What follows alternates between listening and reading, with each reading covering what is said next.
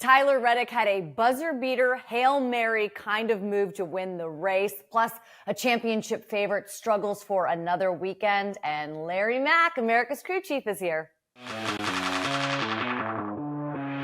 NASCAR Daily with Shannon Spake.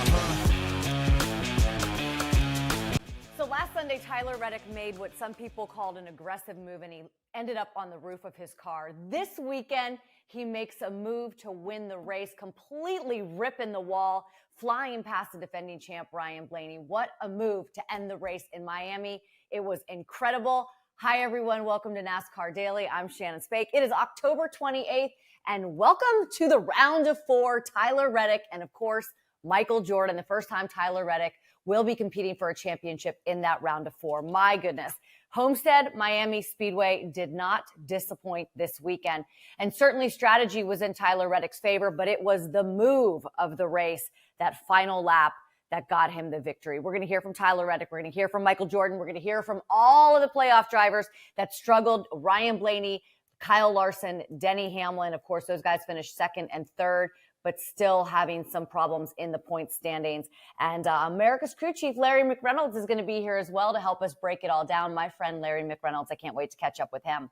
But first, so Tyler Reddick in the media center said that he could not tell anybody what happened in that last lap. He still hadn't seen the entire clip. He said just so many emotions were going on while he decided to make that move. Well, you know what, Tyler and everybody at home, if you haven't seen it yet, we've got it for you. Here's Lee Diffie on the call. This championship this year has given us some of the most incredible closing moments. You pick this one. Blaney, Reddick, or Hamlin. Reddick is not done with yet.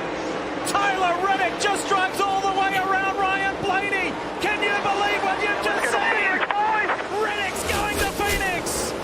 Tyler Reddick wins the Straight Talk 400 in the most incredible way.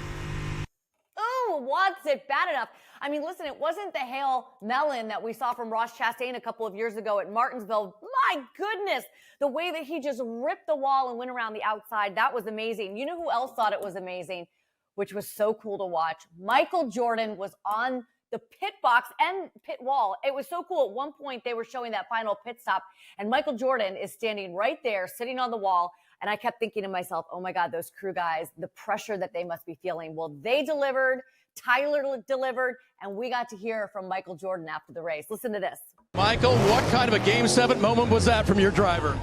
Actually, everybody. I mean, Billy made a call, and it looked kind of, I was a little scared because we were going to run out of gas, but we knew we needed a caution at the end, and anything can happen after that, man. And as you can see, Denny was up there, and little kid drove his ass off. I'm proud of him. Kudos to Dave Burns for getting the interview again from Michael Jordan. I'm jealous, Dave. I want to interview Michael Jordan in that situation. How exciting to see how excited he is to watch all of this transpire and to have Tyler Reddick in a Michael Jordan car going to the championship four. That is huge for this sport. Tyler Reddick realizes how huge it is as well. The post-victory interview was everything that you want. Check it out. We're back in the corner, man. We had nothing else. We had no other choice. I know we were on a tire deficit, and here at Homestead, that's a death sentence, but I don't care. We did what it took to win this race. We're fighting for a championship. What was your thought process going into turn 3? Yeah, baby! Yes! Good job, kid. Man, good job. Yeah, what would it mean to bring a NASCAR championship to the man who just hugged you, Michael Jordan? It'd mean the world.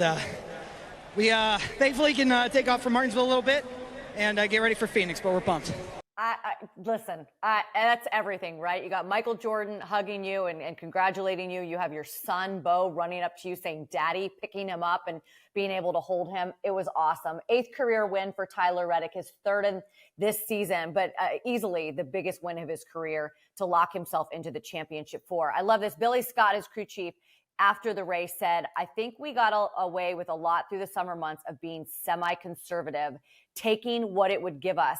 We learned to race that way and scored a lot of points because of it. I know when it's all on the line and you have to get wins, it changes.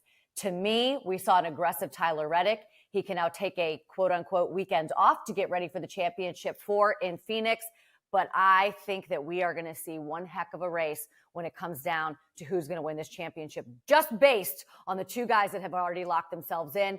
Joey Logano, Tyler Reddick, two of the most aggressive drivers who will do what it takes to win. Can't wait to see who else locks himself in this weekend at Martinsville. Let's get you caught up on the results. This is where the playoff drivers finished. So I just mentioned Joey Logano locked in, right, with the win last weekend. So he is good. He finished 28th. So he doesn't have to worry about that finish right there. Tyler Reddick, Ryan Blaney, Denny Hamlin. How cool was that final restart? I think there were like 7 or 6 guys in the championship 8 in the round of 8 that were all right there in the top 10, and any one of those guys could have won the race. Chase Elliott, 5th, 6th, and Kyle Larson, another tough weekend for Kyle Larson. We'll tell you where he dropped in the points in a second, but let's hear from some of these guys. Blaney, let's hear from Hamlin. Had a great shot to win. I didn't have a very good last lap.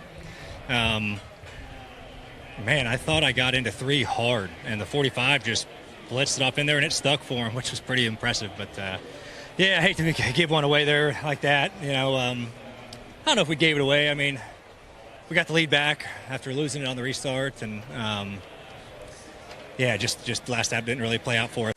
I tried to cover all lanes, but just couldn't quite get off the corner as good as I needed to there on that short run, and short run wasn't my specialty all day, obviously. But either way, controlling the race, 2 to go. You got to try to find a way to finish it, and it just didn't.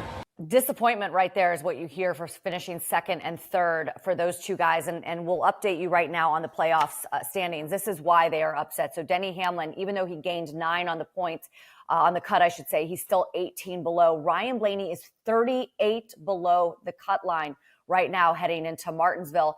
Kyle Larson, he might just be 7 below that cut line, but he lost 42 points yesterday to the cut with that 13th place finish. I would say easily Hamlin, Blaney, Elliott have got to be looking at Martinsville as a must-win situation, especially with the 3 guys ahead of them that are so good and so strong. And Kyle Larson, you got to think he can't have 3 bad weekends in a row, but you never know what's going to happen. No. Larry Mack can never get rid of me, ever, ever, ever. We worked together for so many years at Fox, and now I'm so excited to have him here on NASCAR Daily. Hello, my friend. How was your weekend? It was good. A lot of NASCAR between trucks and Xfinity on Saturday and, of course, the Cup race on Sunday. And, I took a little time and watched my Crimson Tide play Missouri on Saturday afternoon as well. Yeah, busy weekend. Did you know today is a sports equinox? This is my McNugget for the day. And that means that every major sport has a game on the same day. What do you think?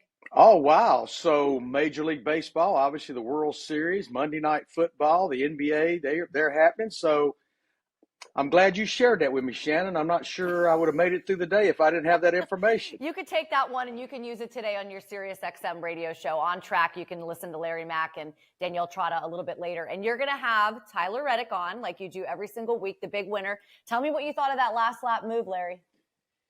Well, honestly, even though he only had 2 less laps on his tires, or 2 more laps on his tires than everybody else, I thought once he lost the lead on that restart, that he was not going to be able to recover, because we know every lap you have on your tires, it takes time off the stopwatch. But when I saw him drive to the bottom in turns 1 and 2, normally the bottom's not the way, but it just seemed like yesterday, Shannon, the bottom in 1 and 2, there was grip and there was speed. When he got that run at the bottom in 1 and 2 to get by Denny Hamlin, and then got that run down the back straightaway, and I knew what he was going to do in 3 and 4. He was going to go the Tyler Reddick way, and that's right up against the wall. He was not going to be denied. As you say, I talk to him every Monday. He told us last week, he said, if Billy Scott and that group will just bring me a car with the speed like we had at Las Vegas, we will have something for them at Homestead. We know it's been a great racetrack for him in trucks, Xfinity, and Cup. And he knew he was in a must-win situation, and they had some different strategy.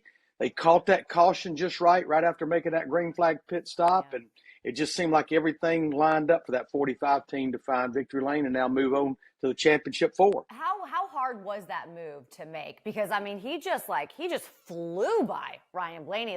It almost reminded me a little bit of Ross Chastain, just kind of going to the outside and riding the rim. Of course, Tyler didn't hit the wall. Yeah, I think listening to Ryan Blaney's post-race interview, Shannon, it was a combination of Ryan kind of missed his mark, getting down into turns 3 and 4, and Tyler just nailed it. I don't think it was all a move that Tyler made. I think it was a little bit of a miss on Ryan Blaney, and he kind of alluded to that on pit road after the race. All right, Larry Mac 28 is where you can find Larry on social media. You can also hear him on track on SiriusXM NASCAR Radio. I love you. Thank you for joining us. I miss you. Tell Miss Linda I said hello, and have a great week, Larry. Well, it's great to do a little segment with you, Shannon. I miss you. You and I go back a long way, and I just know somewhere in the future we're going to be back connected doing more together. Yes, maybe a little hinting there. I love you, Larry. All right, love you, girl. All right, before we get going, best day ever BDE. So many of you guys know that for a very long time, I competed in triathlons. I competed in 7 70.3s for the Ironman and was part of the Ironman Foundation. There I am at Traverse City. That was awesome. So I had the opportunity to meet so many cool people during my time with Ironman Foundation. And 2 of the coolest were Kyle and Brent Peace. Kyle has quadriplegic cerebral palsy, and they are the first brother duo to finish the Ironman World Championships. They crossed the line in 2018. They did it again this past weekend. Take a look at this. During their 1.5 year long training journey, they have raised $900,000. Their goal is $1 million. I love them so much. I am so proud of them for what they did, and I adore those 2 so much. This is the winner, by the way, of the Ironman World Championships. This is Patrick Longue. If you guys are wondering how fast this man is, he did 2.4 mile swim, 112 mile bike ride, and a 26.2 mile run in 7 hours, 35 minutes, and 53 seconds. Put that in your coffee and drink it this morning while you're getting ready for a Monday. That is a record at Kona. Congratulations to them, and congratulations to my friends Kyle and Brent Peace. We will see you tomorrow for Social Speedway. Thanks to Larry Mack. Have a great day, everyone. NASCAR Daily with Shannon Spake.